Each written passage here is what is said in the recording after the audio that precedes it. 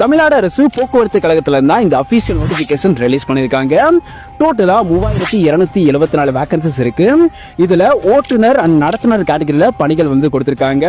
கல்வி தகுதி பொறுத்த வரைக்கும் 10வது முடிச்சிருக்கணும், தமிழ் எழுத படிக்க தெரிஞ்சிருக்கணும், அண்ட் உங்ககிட்ட ஹெவி வெஹிக்கிள் லைசன்ஸ் வச்சிருக்கணும்னு சொல்லியிருக்காங்க.